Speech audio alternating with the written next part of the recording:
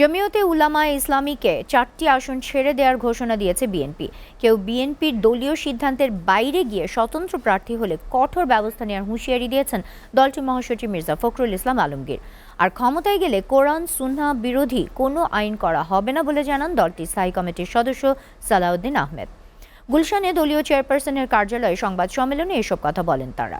নুরুদ্দিন খানের প্রতিবেদন।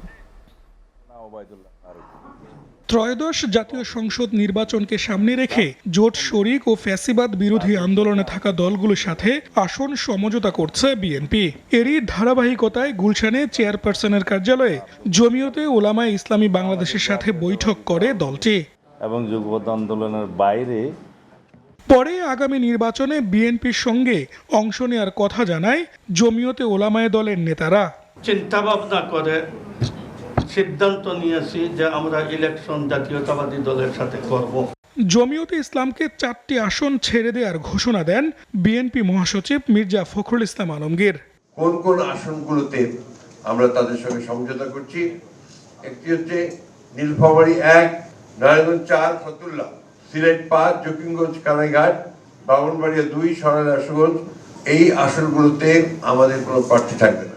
তিনি বলেন, দলীয় সিদ্ধান্তের বাইরে গিয়ে কেউ স্বতন্ত্র প্রার্থী হলে কঠোর ব্যবস্থা নেওয়া হবে। তাদের বিরুদ্ধে দল ব্যবস্থা গ্রহণ করবে। পার্টির সিদ্ধান্ত অপরিবর্তনীয়। নির্বাচন আয়োজনে সরকারকে আরও সচেতন হওয়ার আহ্বান জানিয়ে মির্জা ফখরুল অভিযোগ করেন, একটি মহল নির্বাচন বানচালের চক্রান্ত করছে। সরকারের ব্যর্থতার কারণে আইন শৃঙ্খলা পরিস্থিতি যথেষ্ট অবনতি হয়েছে।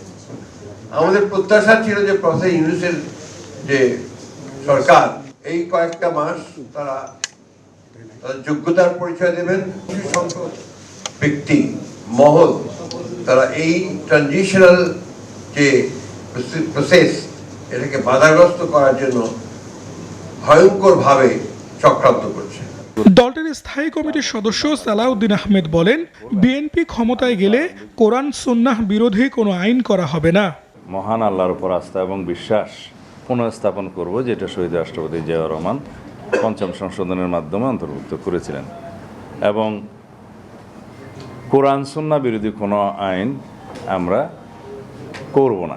আগামী দিনে গণতন্ত্র উত্তরণে সম্মিলিতভাবে কাজ করার কথাও জানান বিএনপি নেতারা। আমরা আগামী দিনে গণতান্ত্রিক উত্তরণে সম্মিলিতভাবে সেই নির্বাচনী। নুরুদ্দিন খান, এসএটিভি, ঢাকা।